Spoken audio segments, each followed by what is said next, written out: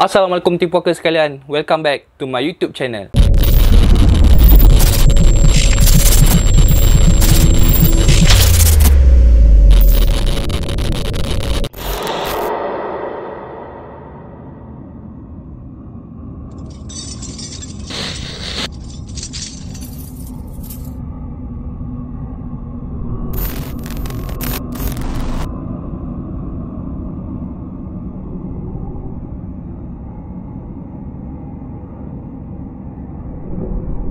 So, apa khabar semua? Bagi yang baru join, jangan lupa like, jangan lupa subscribe, jangan lupa on notification button.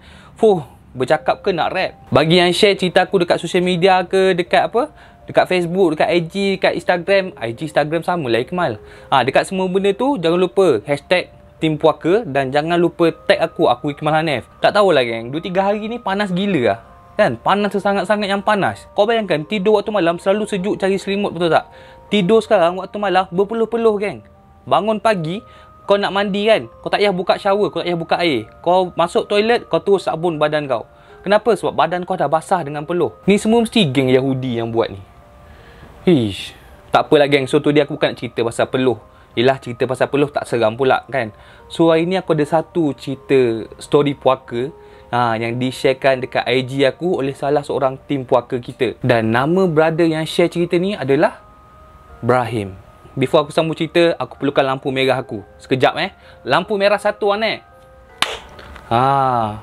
Macam rumah urut. Macam aku cakap tadi, malam ni aku nak ceritakan tentang seorang brother ni. Nama brother ni adalah Brahim. Dan cerita pada malam ni bertajuk Badi Mayat.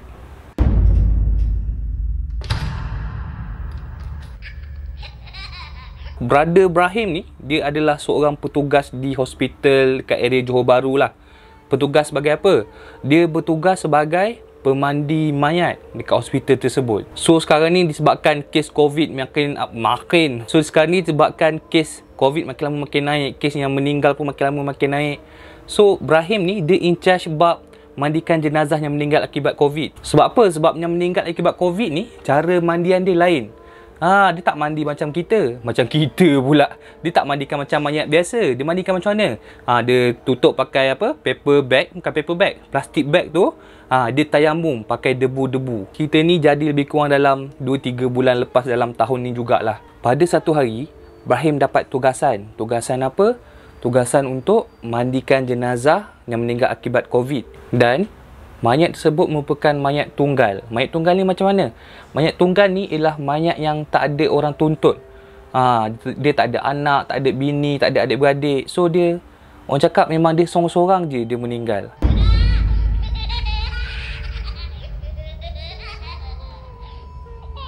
So situasi dia macam ni lah. Time tu Brahim tengah lepak-lepak dengan 2-3 member jenazah dia. Member jenazah pula. Dengan member yang mandikan jenazah kan. Ada 3 orang. Ada tengah lepak lah dekat bilik. So sambil lepak-lepak, keluar dekat WhatsApp. Doktor cakap, ada satu jenazah ni baru meninggal sebab COVID. So minta mandikan dan terus hantar ke tanah perkuburan lah. Sebab apa? Sebab dia tak ada adik-beradik lain. So Brahim pun tengok benda tu, dia take note lah. Cakap, okey lah kalau macam tu. Dah ready nanti bagi tahu saya. So tok-tak lebih kurang dalam pukul 5. Mayat tersebut sudah disediakan untuk dimandikan. Maksud dia apa? Maksud dia dah cabut lah alatan pernafasan, dah kemas-kemas barang-barang, dah diletakkan dalam plastik bag untuk dimandikan. Plastik bag ni geng, bukan plastik bag macam yang kita pergi pasar tu warna merah, warna biru. Bukan yang tu geng. Plastik bag ni ibarat contoh ada satu kes pembunuhan, diletakkan dalam plastik bag tu. Body bag orang panggil lah, body bag. Body bag. Ya Allah, aku lupa perkataan tu. So mayat tadi yang doktor cakap nak dimandikan tu dah letakkan dalam body bag, dah diletakkan dalam freezer bilik mayat. Barulah dia WhatsApp Brahim, cakap, Brahim, mayat dah dalam freezer. So boleh teruskanlah ke prosedur yang seterusnya. So dia masuk dalam bilik mayat, dia terus jalan menuju ke freezer, iaitu tempat peti simpan mayat. Dekat situ ada tag lah, depan pintu tu ada tag. Saya tengok, lelaki umur 74 tahun. Kat situ juga cakap akibat kematian disebabkan oleh gila bunga api. Terkejut, ludah kau sekejap lagi. So dekat kad tersebut dia cakap lah ada nama, umur, sebab kematian. So Brahim pun lepas tengok detail-detail tu, dia pun buka peti mayat tersebut. Dia tarik. Okey, dah tarik, dia pun ajak member dia angkat mayat tersebut. Angkat body bag tu, mayat dalam body bag tu dia angkat, dia letak dekat atas troli. Sebab apa? Nak tolak ke tempat mandikan jenazah.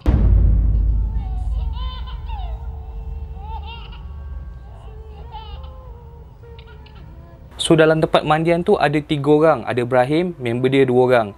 Member dia 2 orang ni tengah persiapkanlah debu-debu untuk tayamum. Diorang pun semua dah pakai PPE awal-awal nak handle mayat jenazah ni. Bagi yang tak tahu, jenazah yang meninggal akibat COVID-19 ni memang akan ditanam sekali dengan body bag tersebut. Dengan body bag sekejul tu kan, dia akan tanam dalam lubang kubur, pam, ambil kau. So tugas Ibrahim apa? Dia dah siap pakai PPE semua. Dia tengoklah mayat tersebut. Yang atas troli tu besar jenazah ni. Body dia memang agak besar lah. So dia pun start lah kerja dia tayamum, di mana dia pusing belakang kat kaunter, dia tepuk debu, dia macam ni, macam kelas kafar ajar itu kan. Macam ni dia pun taklah tayamum mayat tersebut ikut prosedur-prosedur tertentu. Semasa Ibrahim tengah tayamumkan mayat tersebut, tiba-tiba dia rasa macam ada something yang tak best.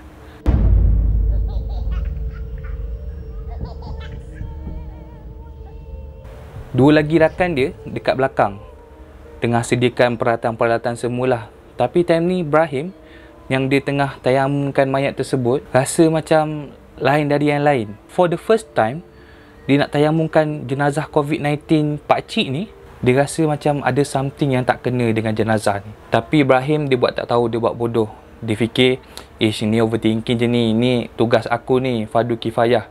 Tak apalah, aku teruskan juga. Dia tayamum kat muka elok-elok, dia tayamumkan kat tangan elok-elok. Masa Ibrahim nak tayamumkan dekat area tangan mayat tersebut, tiba-tiba Ibrahim perasan semasa tangan dia melalui daripada siku nak sampai ke jari jemari mayat tersebut, Ibrahim perasan yang jari mayat di dalam body bag seakan bergerak.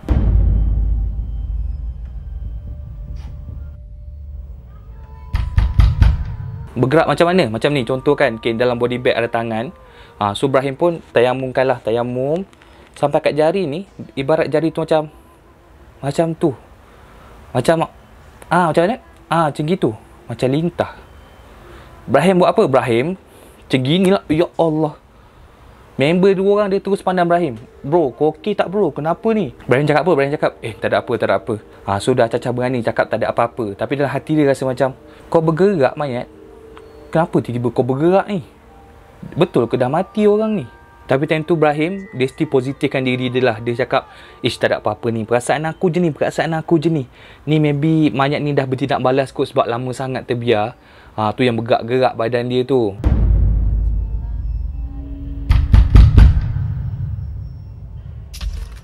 Dan tiba masa Ibrahim nak tayamumkan bahagian-bahagian lain, tengah dia kusyuk tayamumkan mayat tersebut, tiba-tiba terdengar betul-betul di sebelah telinga dia, perlahan je terdengar seakan ada bunyi seorang lelaki tua tengah menangis.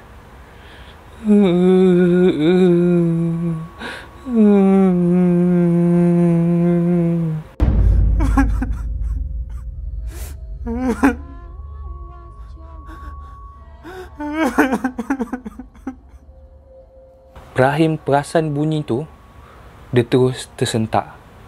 Daripada elok tengah tayamumkan mayat tersebut, terus dia ke belakang, dia tengok je mayat tersebut.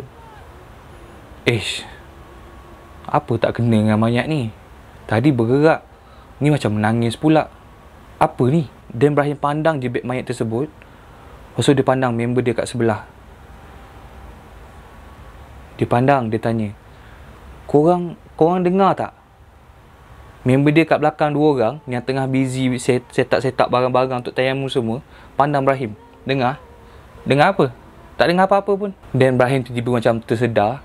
Dia macam tersedar. Dia terfikir, benda macam ni jangan dilayan sangat lah. Aku dah belajar benda macam ni. Kalau jadi benda macam ni, jangan layan. Fokus kerja aku ni, dugaan aku je ni. Tapi time tu memang bulu roma Ibrahim dah naik, babe. Memang penuh satu badan bulu dia, dah naik bulu roma dia. So dalam keadaan hati nervous tak nervous, dia settlekan jugalah tayamum mayat tu cepat-cepat. 20 minit lepas tu settle. Dah siap pindahkan lah, letak dekat freezer balik. Sebab apa? Sebab tukang kubur cakap nanti mayat ni kita tanam sekali, sebab sekejap lagi ada lagi 2 mayat yang kena mandikan, mayat yang meninggal akibat COVID juga. So Ibrahim pun keluarlah daripada bilik mayat tersebut untuk biarkan tim lain pula masuk and handle next jenazah. Sebab apa? Ibrahim cerita dalam hospital tu ada 2 tim and diorang kena gile-gile. Kau settle part ni, dah settle aku keluar, kau pula masuk kau settlekan. Betul ke salah tu aku tak tahulah geng. Aku ni kerja designer je, bukannya pokok dekat depan rumah mayat tu.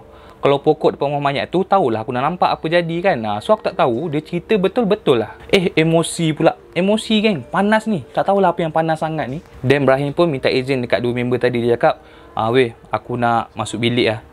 Sebab aku nak isap okok, aku nak rehat jap. Padahal time tu Ibrahim dia tak sedap hati sebab benda yang jadi tadi. So dia nak masuk bilik, dia nak tenangkan fikiran. Bilik mana? Sebelah bilik mayat ada satu bilik yang special untuk geng-geng mandikan jenazah ni. Bilik tu ialah bilik untuk diorang saling report, untuk diorang rehat. Kat bilik tu lah diorang buat segala benda personal diorang.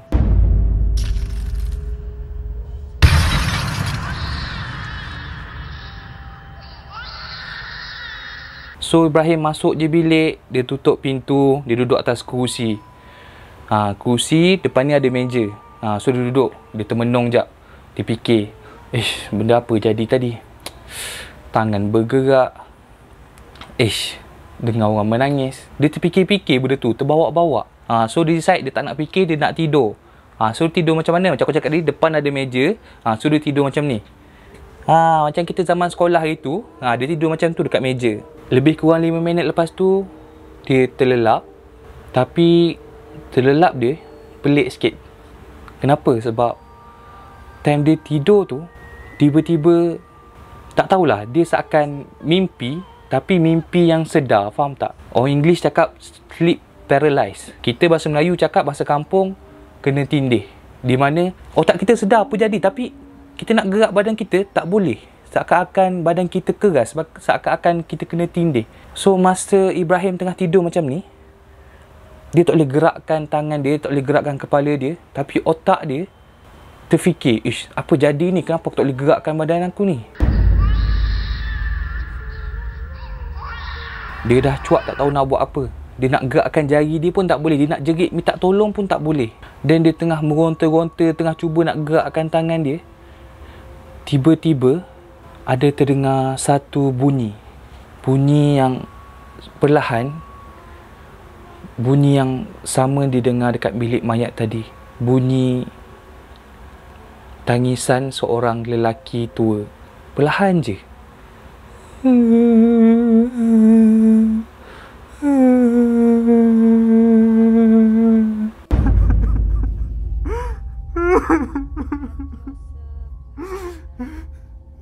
Ibrahim berhenti meronta.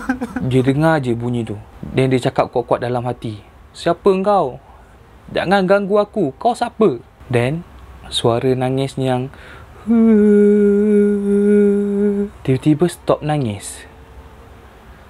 Dan cara tiba-tiba ada satu suara lain.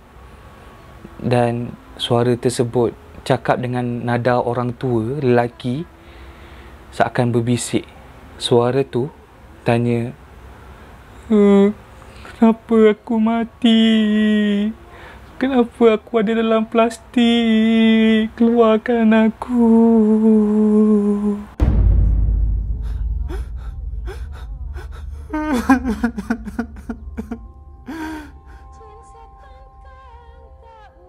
Dia dengar suara tu, dia meronta nak bangun.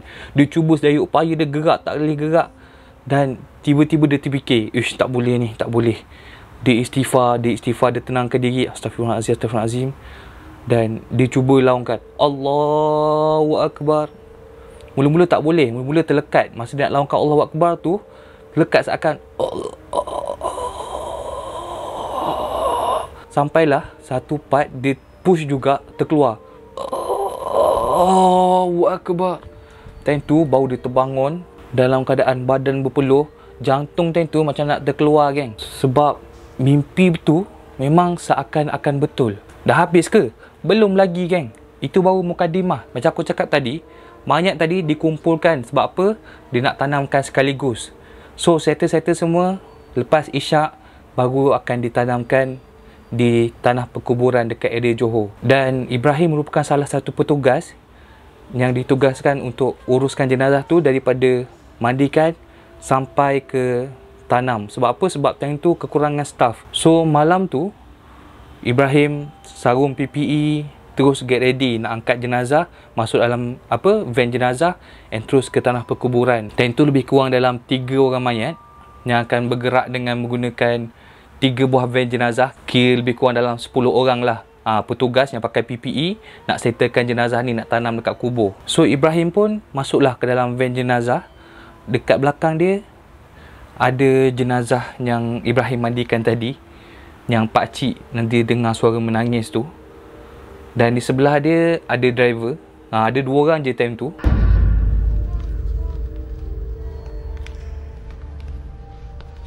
Ibrahim mula-mula tak nak naik van tu. Sebab apa? Dia tahu pakcik tu dalam van tu. Dia tak nak naik. Dia nak naik van lain. Tapi tak tahulah apa yang nasib malang sangat si Ibrahim ni. Member lain semua dah cop van lain awal-awal. Tinggal Ibrahim je kena duduk dengan driver tu dalam van jenazah yang bawa pakcik tu. Malang sungguh nasib kau pemuda. Cakap macam cendekiawan. Dan masa dalam van, keluar je daripada pekarangan hospital tu, okey lagi. Tak ada apa-apa. Dan diorang buka lah alunan Yasin nak menemani perjalanan daripada hospital ke tanah perkuburan, yang ambil masa lebih kurang dalam 15 minit. So diorang keluar je daripada hospital, tak ada apa-apa jadi. 5 minit kemudian ada sesuatu yang jadi.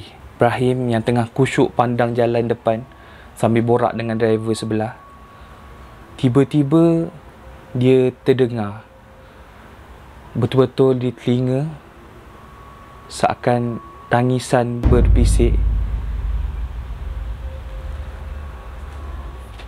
Apa yang terpadam tu? Tangisan berbisik. Tangisan berbisik.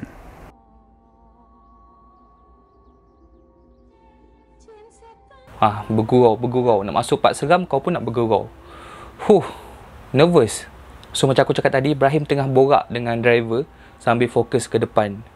Dan tiba-tiba di telinga dia terdengar suara yang sama, suara tangisan lelaki.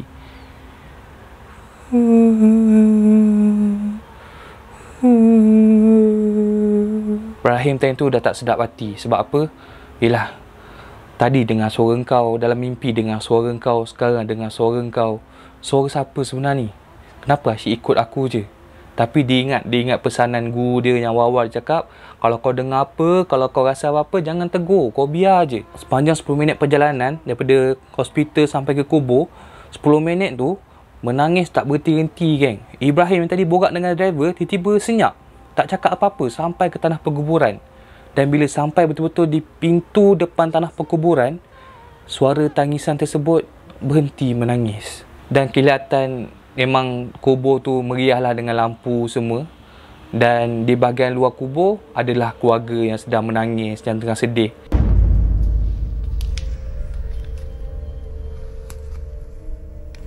Sebab apa? Sebab diorang tak boleh masuk ke dalam. Diorang kena duduk luar je. Dah settle talqin semua, lebih kurang dalam 2 jam ambil masa. Yelah, ada 3 jenazah kena kebumikan. Nak tanam lagi dengan pakai PPE berpanas peluh. So diorang pun sanitize masing-masing. Diorang naik van nak balik ke hospital. Dan masa dalam van, Ibrahim dengan driver van tadi, yang mula-mula tadi, senyap je mula-mula. Sampailah keluar dari pekarangan kubur. 5 minit lepas tu baru Ibrahim mulakan cakap. Dia tanya driver van tu. Driver van tu nama dia Man. Dia tanya, Man, tadi masa kita pergi kubur, kau ada dengar benda bukan-bukan tak? Dan Man cakap sambil drive van tu, dia cakap, dengar je. Mayat menangis lah tu. Bapak poyo yang suara.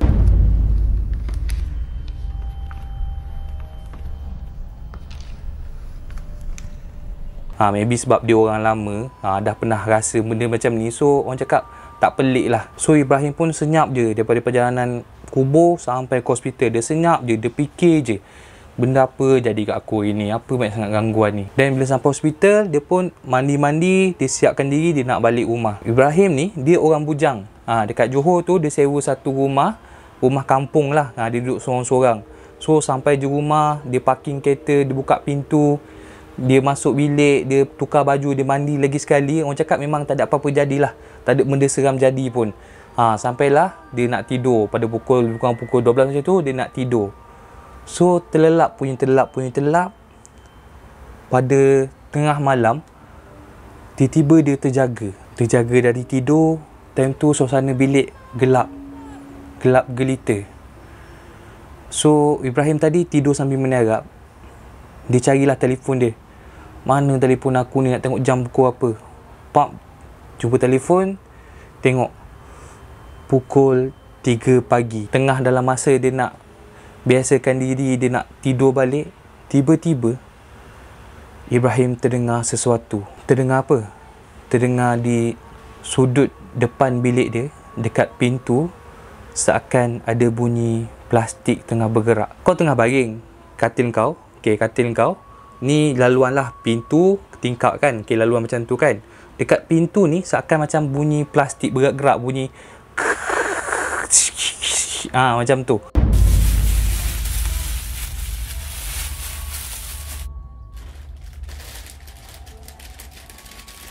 Ibrahim hiraukan. Dia buat tak tahu. Dia nak tidur, dia penat. So dia buat tak tahu, tiba-tiba bunyi lagi plastik tu. Tapi time ni Ibrahim fikir, ni mesti ada plastik jatuh lah ni, gerak-gerak ni, ketiup dengan kipas ni. Dan time tu Ibrahim seakan-akan dah nak terlelap.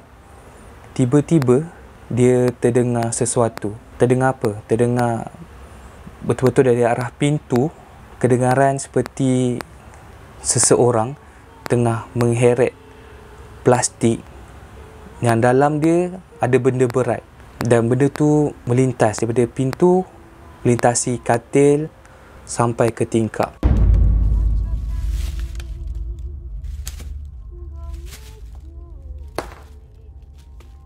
Time tu Ibrahim dalam keadaan mamai. Dia nak buka mata, dia nak tengok, pencuri ke? Tapi dia nak buka mata, tak boleh. Sekali lagi Ibrahim ditindih. Sekali lagi Ibrahim tak boleh gerakkan badan dia. Dan Ibrahim buat apa? Ibrahim diam je. Dia diam, tapi telinga dia peka gila. Dia dapat dengar keadaan sekeliling. Otak dia hidup. Otak dia tahu apa jadi. Tapi dia tak boleh gerakkan badan dia. Dia tak boleh buka mata dia. Dan sekali lagi bunyi orang heret plastik berat tu. Kalau tadi dari pintu ke tingkap, sekarang dari tingkap ke pintu. Dia heret lagi, geng. Setelah orang tu melintasi katil Ibrahim di dekat belah pintu, tiba-tiba benda tu seakan menangis.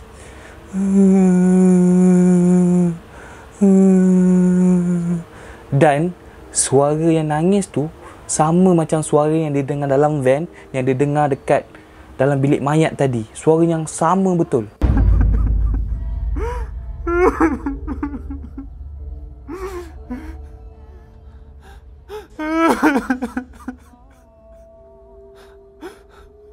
Dan Ibrahim time tu dah cuak.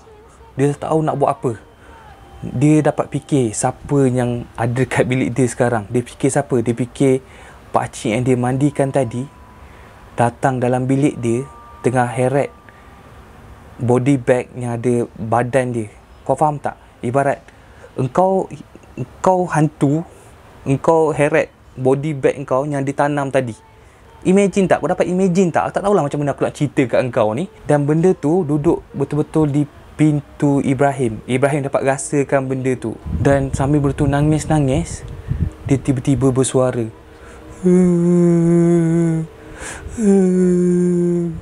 Kenapa tanam aku dengan plastik ni? Bukalah plastik ni, aku lemas.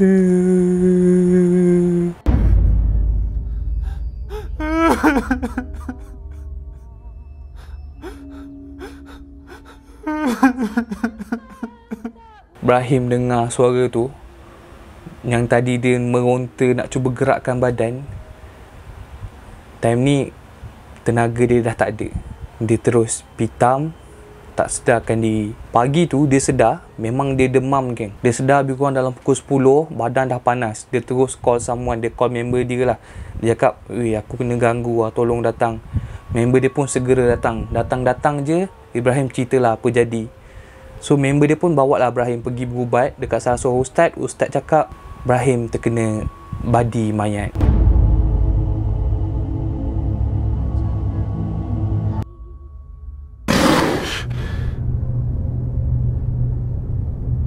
That's all cerita for today. Thank you guys sebab stay dengan aku daripada awal sampai akhir. Walaupun kita diganggu, tiba-tiba gelap kejap benda ni. Siapa yang main tak tahu, pandai pula dia main PC.